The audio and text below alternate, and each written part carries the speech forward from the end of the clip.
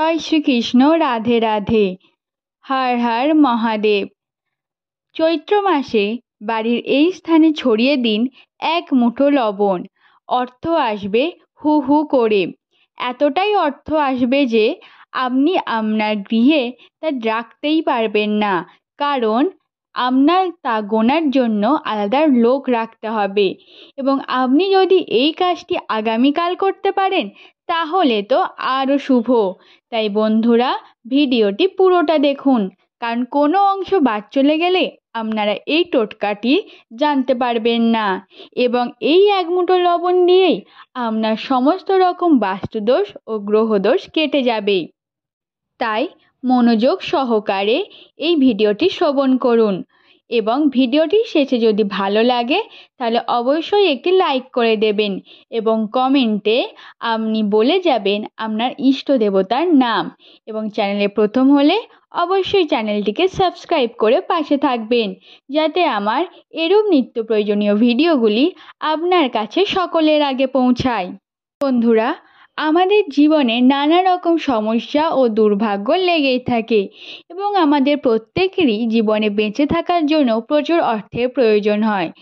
সনাতন ধর্মে উল্লেখিত রয়েছে যে মা লক্ষ্মী বলেছেন, কোনো ভক্তের যদি হঠাৎ করে প্রচুর অর্থের প্রয়োজন হয় তাহলে এই চৈত্র মাসে কোনো একদিন রাতে ঘুমানোর আগে ঠিক এই স্থানে ছড়িয়ে দিন এক মুঠো লবণ। পরের দিন থেকে আপনার নতুন কর্মের সন্ধান আসবে এবং আপনি তা থেকে অর্থের সমাগম হবে, প্রচুর অর্থ আসবে আপনার হাতে। বন্ধুরা, আজকের ভিডিওর মূল জিনিসটি হলো লবণ, যা আমরা প্রতিদিন আমাদের দৈনন্দিন খাবারে ব্যবহার করে থাকি। কিন্তু আমরা অনেকেই জানি না এই লবণের সাহায্যে আমাদের গৃহের সমস্ত রকম বাস্তুদোষ, গ্রহদোষ, নেগেটিভ শক্তিকে দূর করা যায়। বন্ধুরা, প্রথমেই আপনাকে বুঝতে হবে যে কি করে আপনি বাস্তুদোষ কাটাবেন, অর্থাৎ আপনার গৃহে যে বাস্তুদোষ আছে তা আপনি কি করে কাটাবেন। বাস্তুদোষ আছে এটি আপনি বুঝবেন যে হয়তো আপনি গৃহের বাইরে আছেন এবং খুব ভালো মেজাজে আছেন এবং যখনই আপনি গৃহে এলেন আপনার মন মেজাজ খারাপ হয়ে গেল, তার মানে আপনাকে বুঝতে হবে যে আপনার গৃহে বাস্তুদোষ আছে, যার ফলে কিছুদিনের মধ্যেই আপনার সমস্ত রকম অর্থ চলে যেতে পারে। তাই আপনাকে প্রচুর অর্থ আগে থেকে সমাগম করতে হবে, যার জন্য এই বাস্তুদোষ আপনাকে কাটাতে হবে। বন্ধুরা, লবণ মানে আপনি যে খাবারের সময় ব্যবহার করেন সেই লবণ দিয়েই এই বাস্তুদোষ কাটানো বা অর্থ আসার টোটকাটি করতে পারেন। কিন্তু যদি আপনার গৃহে সন্ধক লবণ থেকে থাকে তাহলে সেটি খুবই শুভ ফলদায়ক। এবার হ্যাঁ, আপনি বলতেই পারেন যে লবণ দিয়ে হবে না কেন, দুই লবণ দিয়েই হতে পারে, কিন্তু সন্ধক লবণ অত্যন্ত শুভ, এটি আরও পবিত্র। তাই এই লবণ দিয়ে করলে আপনি খুব তাড়াতাড়ি, অর্থাৎ সাদা লবণের থেকে অতি শীঘ্র ফল পাবেন। প্রথম টোটকাটি হলো, বন্ধুরা, এই টোটকাটি আপনারা প্রতিদিন করবেন এবং সেটি সূর্য মধ্য গগনে যাওয়ার আগে, অর্থাৎ 10টা বাজার আগেই। আপনি তো প্রতিদিন ঘর দুয়ার মোছেন, সেই মোছার জলে কিছুটা লবণ মিশিয়ে নেবেন এবং সেই লবণ মেশানো জল দিয়েই আপনি আপনার সমস্ত ঘর দুয়ার মুছবেন। তারপর সেই জলটিকে বাড়ির বাইরে ফেলে দেবেন।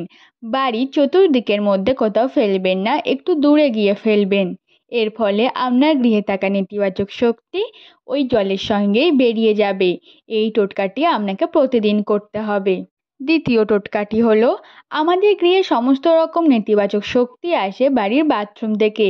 তাই বাথরুমের যদি আপনি কোনো রকমভাবে নেতিবাচক শক্তিকে দূর করতে পারেন তাহলেই আপনার সমস্ত রকম দুরবস্থা দূরে যাবে।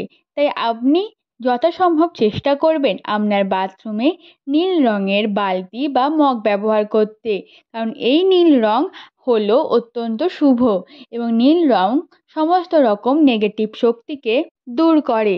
তাই অতি অবশ্যই নীল রঙের বালতি বা মগ ব্যবহার করবেন।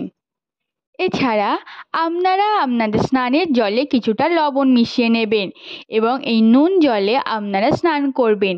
এটা প্রতিদিন না করলেও হবে, সপ্তাহে 2-1 দিন করে করবেন, কারণ এটি করলে আপনাদের শরীরের মধ্যে থাকা সমস্ত রকম নেতিবাচক শক্তি দূরে যাবে এবং অনেকটা আপনারা তরতাজা ভাব অনুভব করবেন।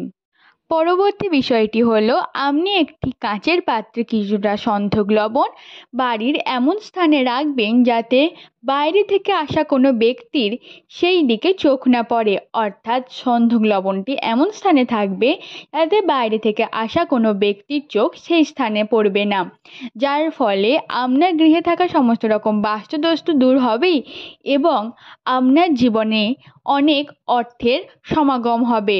অর্থাৎ আপনি যদি অর্থকষ্টে ভোগেন তাহলে এই টোটকাটি মানলে আপনার সমস্ত রকম অর্থদোষ চলে যাবে, আপনার প্রচুর অর্থের সমাগম হবে।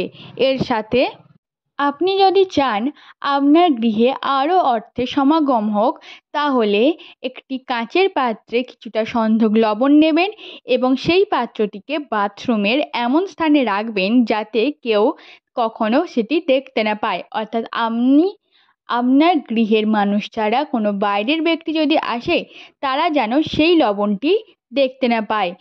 তাহলেই আপনার সমস্ত দোষ কেটে যাবে এবং প্রচুর অর্থের সমাগম হবে। এবং এটি মনে রাখবেন যে ওই লবণটিকে আপনাকে কিছুদিন অন্তর অন্তর, অর্থাৎ 5 দিন হোক, 7 দিন হোক বা 11 দিন হোক, অন্তর অন্তর পাল্টাতে হবে।